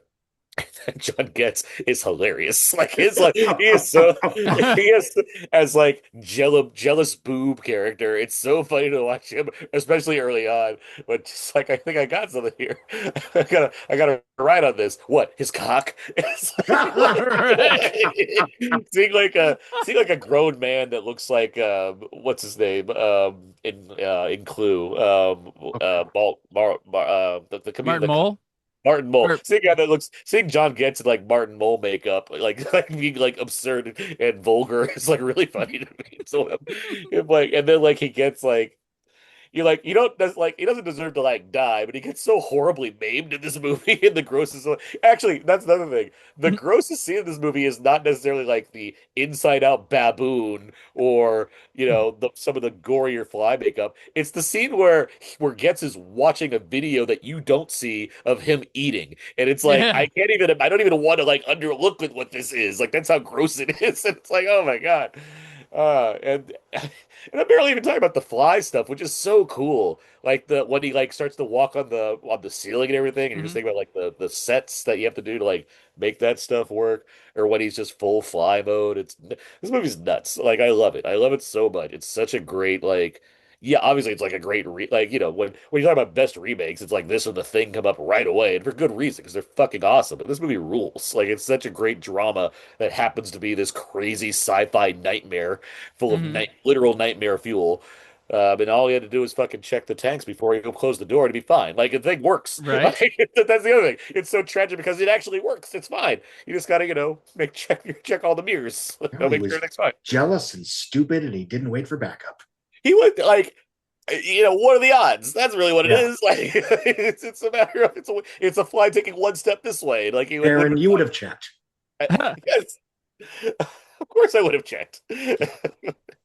Yeah. Like, don't jump into a teleporter when you're angry and jealous, and don't take you and your three buddies into a mystical Doctor Doom world when you're angry and drunk. Yeah. Yeah, this one, like from 1978 to 88, this 10-year span, we get the four greatest horror remakes we ever see. Like we have Invasion of the Body Snatchers, The Thing, this movie, and The Blob. Like it's crazy what was in the water, but they were also coming at them from a less IP driven time and more of a creator had something to say or wanted to update something from the past. That's clearly, and also without yes, that too. I mean, but when I think of especially the 380s ones, it was like we can take these stories that were 1950s, give or take, and look what shit we can do for real with modern special effects technology now. Right. And that was what was, even to someone like me that, and I didn't necessarily see these films as a kid per se, but I was aware of them. And again, the word on the street was, yes, it's a remake of an old 50s film, but oh my God, it's so gross and grotesque in a fun way. Oh my God, you've never seen anything like this. Yeah. Yeah, it certainly applies to like The Thing and The Fly, or not The Thing and The Blob and Body Snatchers. Yeah. What I like about The Fly is that 50s movies is very different than this movie. Oh yeah. No. It's such a different choice of what they're making. So it takes the idea and it really kind of does its own thing, which is great. And this one definitely less, more of a insular location type thing. But I just love how random and this is 90 minutes. It starts out with just like, hey, you want to see something cool? And we're right into it. Like that is so quick, and you get it all down, and you get to watch and enjoy the discovery of it all with Gina Davis. You fill in the blanks of science and shit with Jeff Goldblum and start getting right to it. And it's, I mean, the pod that he's in is iconic in its own right. Like you see that, you know what the movie is, you know what the like, it's like that on the poster is like the egg on the Alien poster. That, they're pretty much the same poster. But this one does it just as well with that. And Goldblum, like I was watching it this time, I was like, yeah, man, this is one of those horror performances that deserve the Oscar nom. Yeah, second. I mean, great. All respect to, and forgive me, I don't remember offhand who won, but an alternate universe where Sigourney Weaver and Jeff Goldblum win the best actor, best actress Oscars in '87. Yeah, this is what 86. So like Bob Hawks is nominated for Mona Lisa. Who wins this year though? Let me see. You keep talking. I'll look this up. Yeah, we already talked about it when we talked about Bob Hoskins. But it's, and who else was nominated? Gina Davis was very much could have been nominated as well. Her and Jeff Goldblum are a great cinematic pairing. And this movie's their tops with that. And like, it's interesting to watch the progression of this, to watch Jeff Goldblum continue to lose it and get more vile. There's that great dream sequence with Gina Davis that you actually buy into, maybe thinking it's real at one point. Yeah. And then you're like, oh, geez, oh, thank God. like, whoo. Because you really care about her, don't want to see that kind of, that happen to her. And then just, I mean, the ending, it's just so, it's like depressing, over the top, and silly all at the same damn time. Mm-hmm. It's this weird range of cinematic emotion. And then this one kind of just ends too. Get that through. But like, yeah, it's just, this movie's so gross in such the best way. Like it's slimy. Like you feel like anything you touch, you're going to be like, gosh, damn it. And obviously it takes its time building to the grime and Mhm. gore because And it feels like it reminds me of Gremlins in a lot of ways too. Just upping the ante a little bit in the grossness, and like the ending feels very much like it's this movie where this giant event is going on, but only a couple people know what's happening. And that's like it reminds me of the end of Gremlins when they're in the department store finishing off Stripe. That's what the end of this kind of feels like, where it's Hurt John Getz and what's left of Jeff Goldblum, and it's like, yeah, it kind of reminds me of that, where it's like this massive world changing events going on, and a couple people know about it. I'd be so curious of what Cronenberg was thinking of like his contemporaries at this time, because he's sitting. I mean, he's from the '70s too. He's sitting right there with Lucas and Spielberg and whatnot, and they're making obviously these very audience friendly, accessible movies, and he's kind of done so in his own right, where he's gone from these kind of like indie horror, Canadian independent films to making a Scanners and a Videodrome, which are obviously they're He's kind of in the Dante range at this with where he's at. Like there's those guys up here, and then he's right under them. But he's like, he's a weird guy from Canada. Like he's not like he's not specifically trying to be like, I gotta make something that's gonna click with audience. He's just making movies that seem to like start aligning more with the taste at the time. It's like, all right, this is working for me. So and then like obviously Dead Zone hits big because he's got like, a really cool walking performance and a Stephen King book when Stephen King's really popular. Then like he's like The Fly, which we haven't even talked about, is Brooks Films, right? It's Mel Brooks's production company, but his name's not on it because he doesn't want people to think this is going to be a comedy. Yep. It's that period of time where Mel Brooks is like, I like David Lynch and David Cronenberg. Let me make movies with these guys, but I can't like show everybody because they'll catch on. So like, and yet it's funnier than anything he's made since Spaceballs. Because Cronenberg like gets hooked onto this, right? I think like Brooks brings him into this, like something along those lines. I don't have time to look it up, but like I know it's not like Cronenberg was like, I always wanted to remake Vincent Price the Fly. Like it's like we like got basically taken into this. It was like, I could do something with this. This seems like my kind of thing. Yeah, and you're right. Brooks and because Cronenberg was potentially going to make Total Recall at the time. Yeah, and I'm sure. Okay, I'm sure his name, like Lynch, honestly, gets like tossed around a lot with like these like, let's give him a bunch of money and make Return of the Jedi, or like it's like, no, I don't want to do that. Like I want to do that's too big. Let's do something more personal. But it like works. Like our Cronenberg is so like tapped into like what this is doing, as far as I can make, like, it's the rare thing where he's making a movie that there is no mistaking this for anything but a Cronenberg film, and it's also wildly accessible. Anyone could walk into The Fly and be like, this is fucking great. Like, this is a great Friday night movie. Why would I not want to go see this on a date or with friends or whatnot? And it's utterly disgusting and gross. It has other themes. It has like other themes going on that you don't even think about because you're thinking about how gross it is until the 30th time you watch it. It's like, wait a minute, there's something deeper here that I haven't even considered. Like that's how good this movie is. Yeah, and I'm just reading offhand. John Lithgow was one of the people that might have done it, or Michael Keaton was considered. Which does he do Batman, or B, if he does this and then does Batman, do we avoid the whole boo-hoo, he can't do Batman nonsense? He does Batman. This just is like a better example of proof that he can compared to Clean and Sober, which is like, it works for him as an actor, but it's not a hit. Like it's not. Lithgow, like that's just obvious. Like that's almost typecasting. That's Brian De Palma saying, "Yeah, borrow Lithgow. Take my Lithgow for a weekend." Yeah. And who's the other one? Who would you say? John Malkovich. Which okay. Yeah. And I think you're right. I think part of one of the reasons that Goldblum works in this is that by today's standards, it almost seems like a prototypical Jeff Goldblum performance. But unless my memory is wrong, I forget he's also in two of these remakes we mentioned because he's in Invasion of the Body Snatchers. The Body Snatchers, yeah. Which at the time you have Donald Sutherland, who is his own sex symbol in his own right. So it's like, well, if this ganky fucker with the mustache can work, surely Goldblum can be even sexier than this guy. Like, and judging by the work that Goldblum had more or less done before this was almost against typecasting. Because it was sort of a lot of like street tough. So even after this, you're still like, even like, not counting Death Wish, like street toughs and stuff like that. So yeah, like this is one of, Because he gets the lead, basically. That's Yeah. why. Like he's just like quirky supporting guy, whether it's Buckaroo Banzai or Body Snatchers.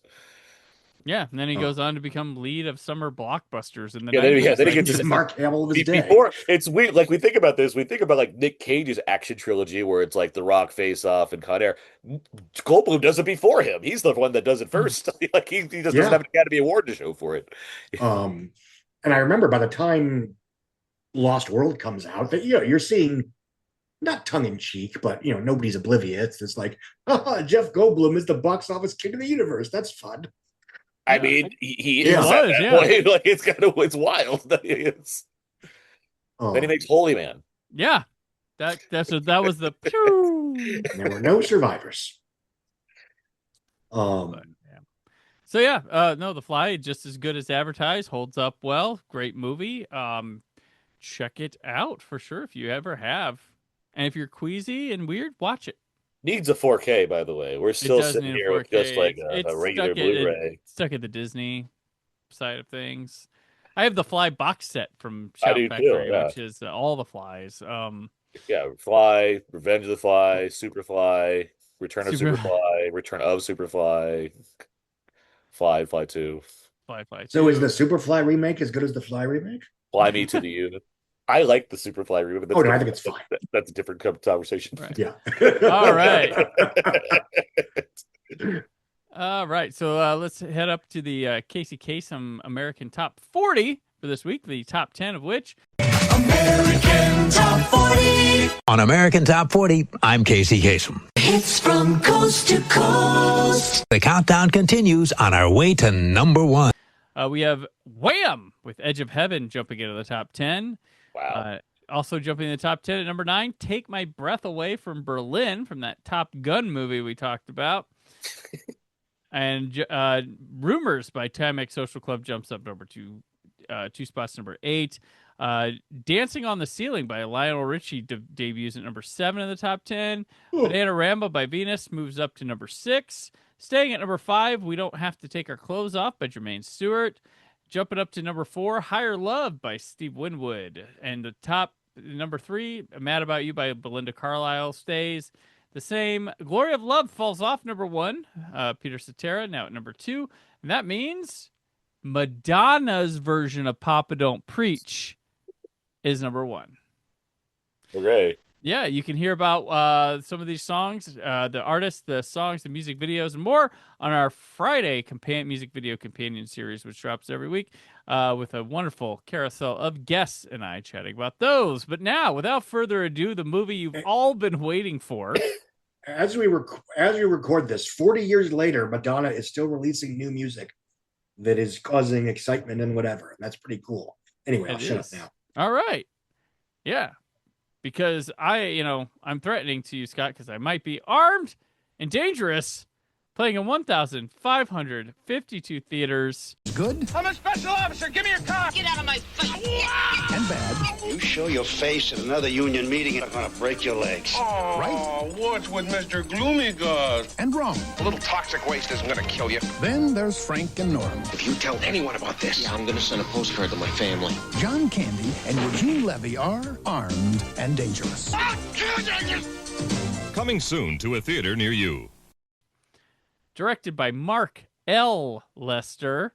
Written by P.J. Torakve and Harold Ramis, on a story by Harold Ramis, James Keach, and Brian Grazer. Starring John Candy, Eugene Levy, a king of summer, Eugene Levy. How many of these how many movies he gonna pop up this summer? Meg Ryan, Robert Loggia, Kenneth McMillan, Jonathan Banks, Brian James, and Tiny Lister. Composed by Bill Myers. Cinematography by Fred Schuler, who had shot Haunted Honeymoon this summer. This one's about a fired cop and useless lawyer who sign up as security guards and find they've joined a corrupt union. This was originally conceived as a John Belushi, Dan Aykroyd movie. Then it was a Harold Ramis, Dan Aykroyd movie. Then it was a John Candy, Dan Aykroyd movie with John Carpenter directing. And then as a Tom Hanks, John Candy team up. And it's funny, the John Carpenter thing cracks me up because I always said Mark Lester is the dime store John Carpenter through some of the 80s until he gets Commando, kind of takes off on his own. That's funny that he was there in conversations to direct this. Yeah, so Aaron, armed and dangerous. Margaret Lester also does Showdown in Little Tokyo, right? Yes, he does. Yeah, so Which was- he goes on to he goes down to become an action director, but his start of his career and stuff is like very John Carpenter. He's got no, I get that. Yeah, but you mentioned Showdown in Little Tokyo earlier because of the same cinematographer as one of the other movies as well, I believe. Oh, I think so. Yeah. Yep. So there you go. It all connects. It all connects, and we talked about Lester in '82 with Class of '84. Yeah. And speaking of 4Ks that were needed, where's Commando? Like, what the hell? Yeah, what the hell's been? We're getting Eraser. Let's go. Like, come on. Stuck at Disney. They don't appreciate. I'll take my director's cut UK version, I guess, for now. Before I even get to this, two things. Paul Newman wins Best Actor this year. That's what it's Color of Okay. Money. I think I thought of the most broad Michael Mann performance. It might be Penelope Cruz in Ferrari. I think that might be. Okay. Yes. Yeah. She's a real like Spitfire in that movie, and it's fun. A real firecracker. Real firecracker. She's got a great ass. Got a great ass. Armed and Dangerous. I was reading up on this, and one of the things I noted I saw was that Harold Ramis basically tried to take his name off it because he's like, I didn't want to do this anymore, nor do I want to be involved in this version of that came out. And he was unsuccessful in getting his name off the movie. Mm-hmm. And I was like, yeah, that feels about right. So that's basically my take on Armed and Dangerous. It's a movie that I think would work better as a drama than a comedy, which is always like, I'm not sure what that's supposed to say about the movie itself, but in my mind, I'm like, well, that version works. I felt so bad for John Candy in the beginning of this movie, where like it was hard for me to square it as a comedy afterwards because I'm like, this is just pathetic. Like he's like a good cop who like gets framed by assholes and just gets immediately fired and like forced to work like a shit job. And I'm like, as much as I don't necessarily care about a poor white man in a cop uniform being demoted out of his, it's like, well, he was a good one. Hashtag ACAB, but especially the Paw Patrol. Those little fucking monsters, they're at it again this year too.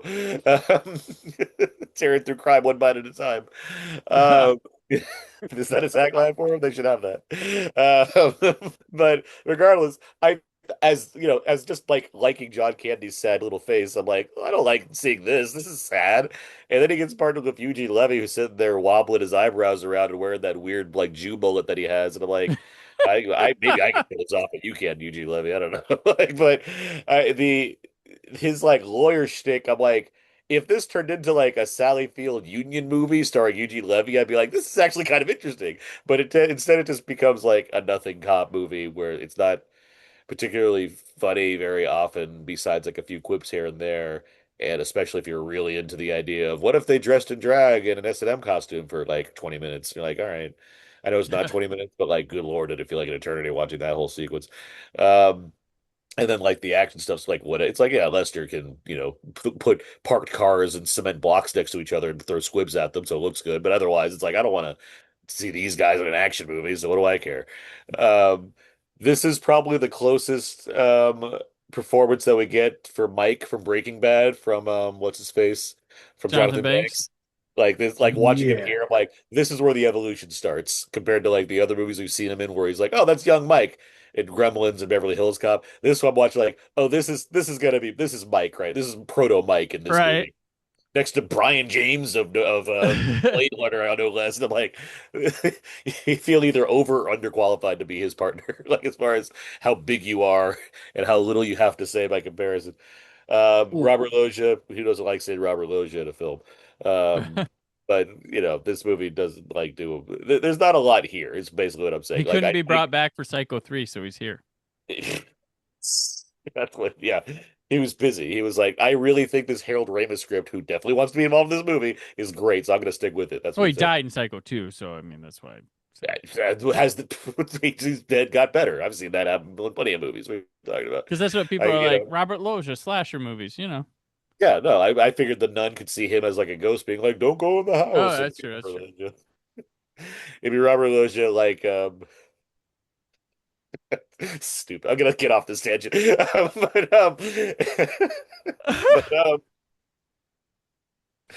but anyway, this movie's not very good. Is my whole point. I think it's just the buddy comediness of it is never really that fun. The action's never impressive because it doesn't need to be for a movie like this.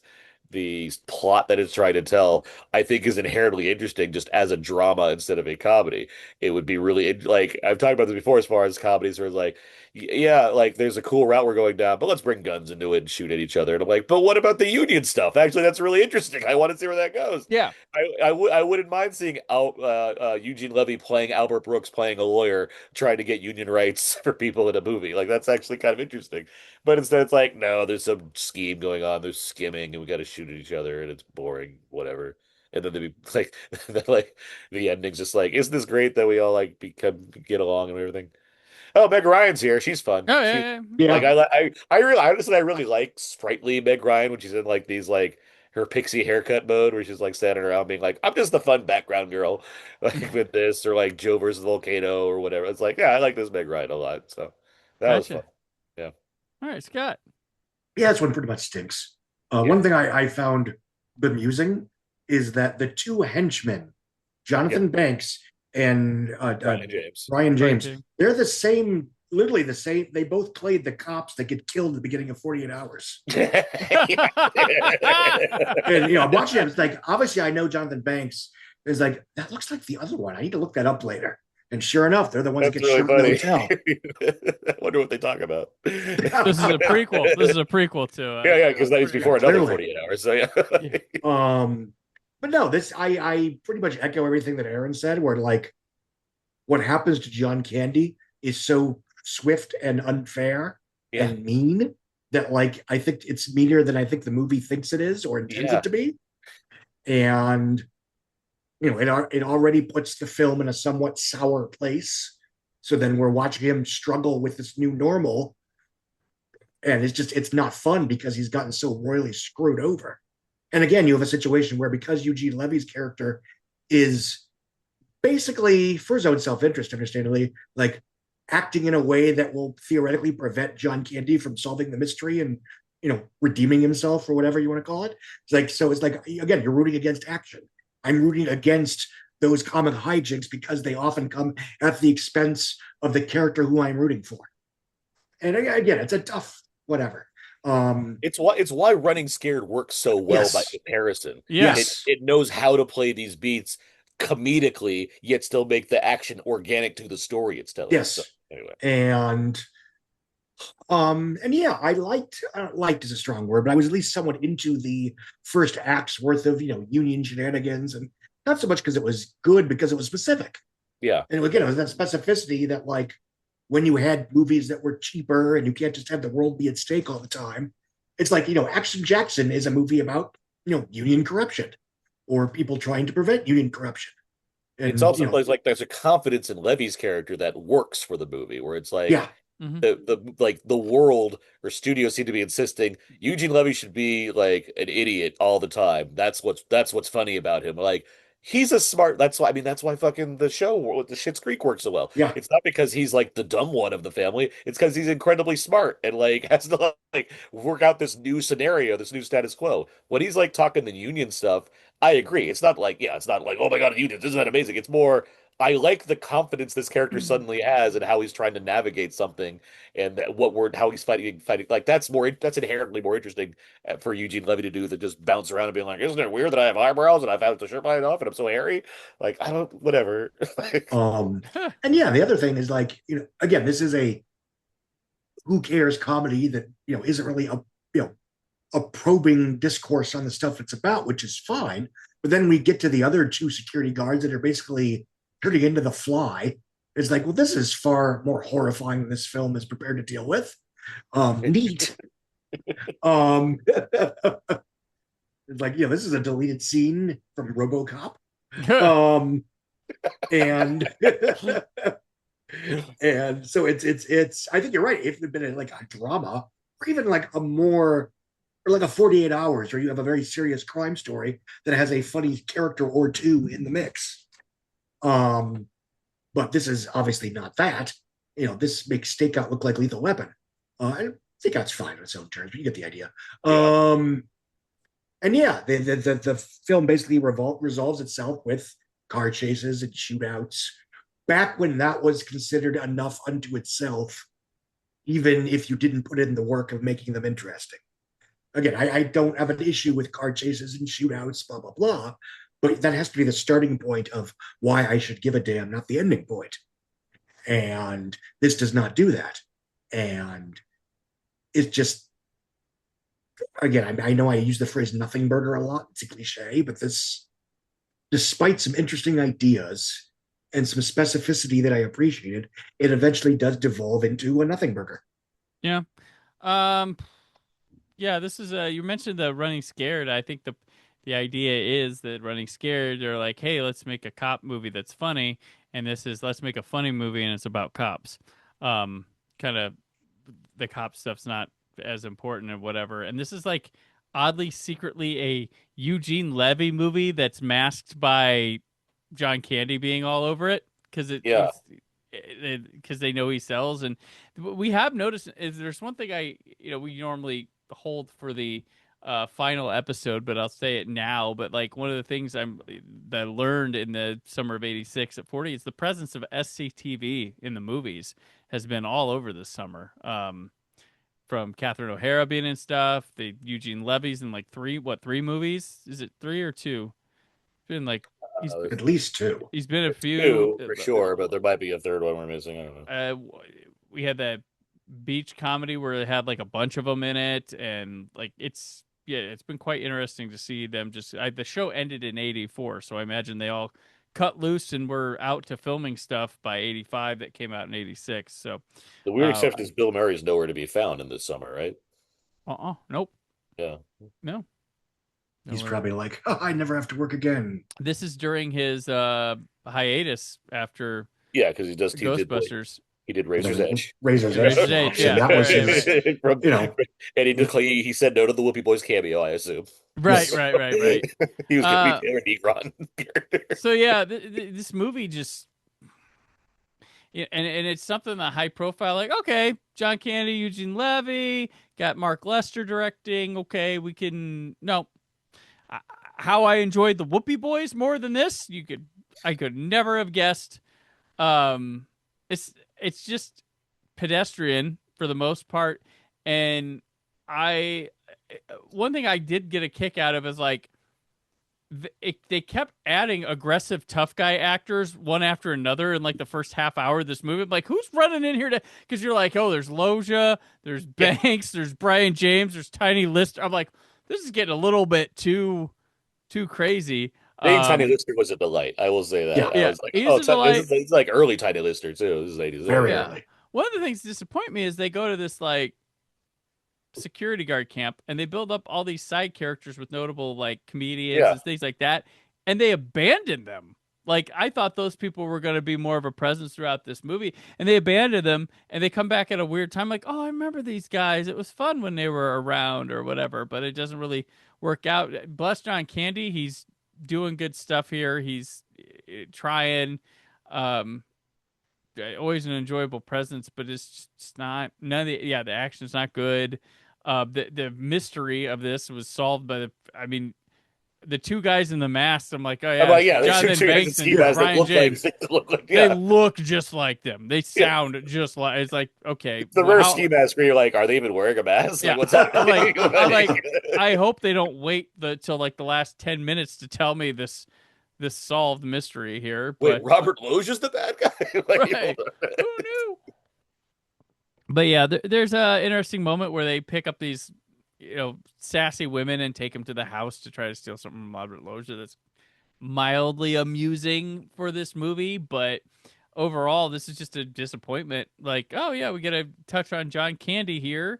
I think he like showed up in one movie in '82, like a very brief role, and it was like just a it wasn't even a funny role. He got in this movie. And yeah, this is just. What do you mean? Huh? What do you mean about Candy? He was in a movie I think we did in '82, but it was just like a one. You're talking about 82, yeah. actually. Okay, yeah. Yeah, he was in something. He's been around, obviously. Yeah. But this is him having presence and being a star that would take him through to his death in the '90s. But I remember this poster. Like I always remember the John Candy poster. There's Who's Eating Harry Crumb, where he's stuck to the glass, and they always he was a memorable poster actor for sure. You're not wrong. There's a few I still haven't.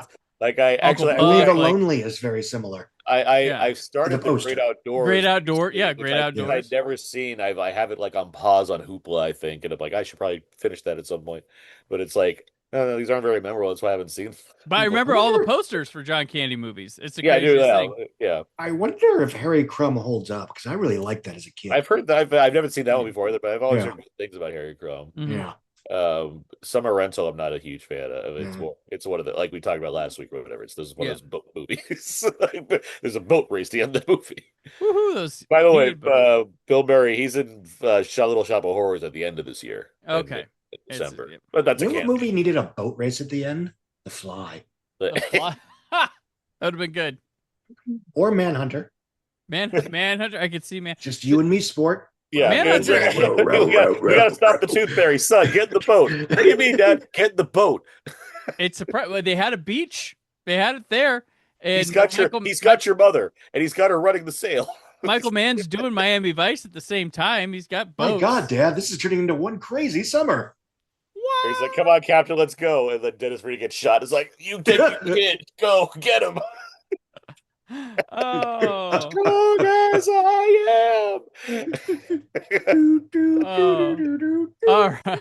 So maybe that'll be in the cut that you watch this weekend. Yes. Oh no! The anchor's stuck on the shore. What do we do? Oh, the tiger! And he slashes the rope. Thanks, tiger. Winks at the camera. Michael Mann will be like, I was never able to create some of these scenes I wanted. The actors and stuff, they're all too old now. But through AI, I was able to finally put the boat chase that I wanted. Meanwhile, on the boat, there's the finish line. Do you see? Do you see? With remastered audio, digital sound, and a few new surprises. Oh, gosh.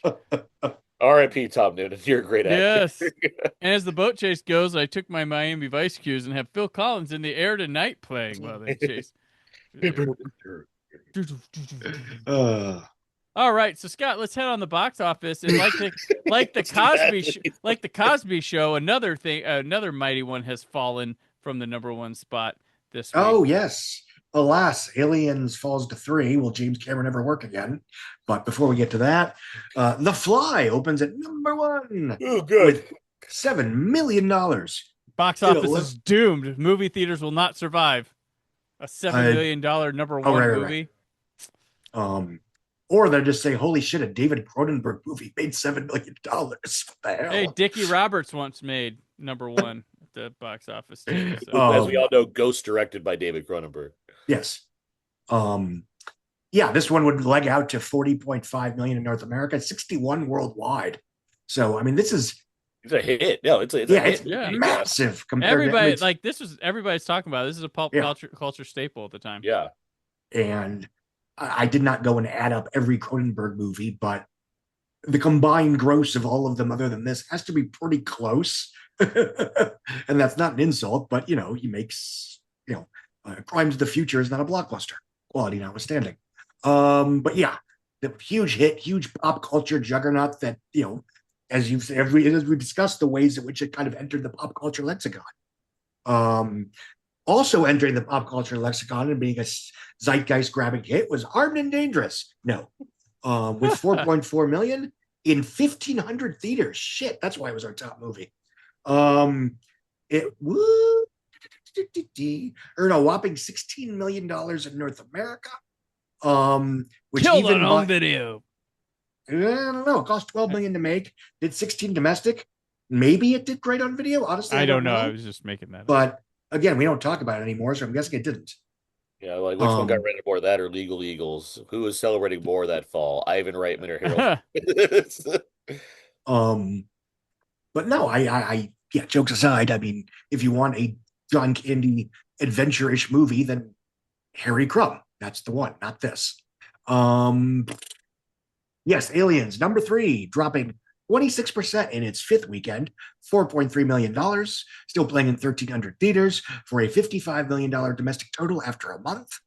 The Karate Kid, Part 2, dropping from 2nd to 4th place, because when you have new movies, that's what happens. I like that there's 3 movies in the box office where there's characters that dream of something horrible inside of them, and they wake up going, obviously, there's Aliens with the alien, there's the Fly with the Fly, and there's that other dream sequence where Pat Morita wakes up thinking Daniel's son's coming out of some, it's a crazy scene.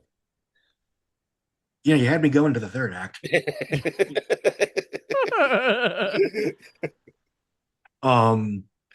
Hasn't Pat Morita suffered enough all this collision course talk? Anyway, The Karate Kid 2, 3.3 million, minus 9% in 1,570 theaters. That is more than any other movie this week. It has made $89 million by the end of its 9th weekend. Nothing in Common, 3.2 million, plus 16%, adding 200 screens for an 843 screen total. It has earned 13.2 after 17 days. Jumping up the chart, rising on the charts. Sorry. The Tom Hanks cannot be stopped. Top Gun. Have you heard of that one? Whatever. 3.1 million, minus 9%, 1,200 screens. It has earned $119 million domestically by the end of 14 weekends in theaters. It is by far the oldest movie in the top 20. Yep. Ruthless People, 2.5 million, minus 21%, still in 1,000 theaters. At the end of its 8th weekend, it's earned 51.8 million. Manhunter, number 8. Ooh. Manhunter? Yes. 2.2 million, in 779 theaters.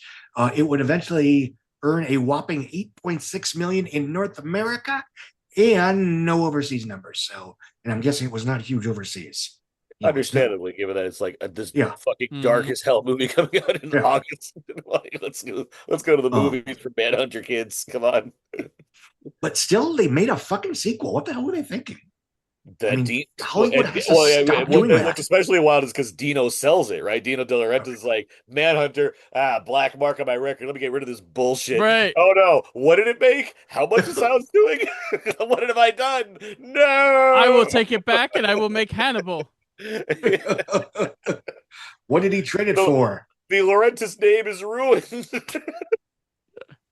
What was the movie that got traded for Back to the Future? That was the Peter Falk, Alan Alda movie. Yeah. Okay, whatever.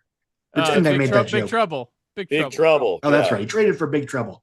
Yeah. I made a big trouble. Now I'm in big trouble. As he would say, let me make a King Kong sequel. That'll get me out of the run. Silence of the Lambs flies and Dino cries.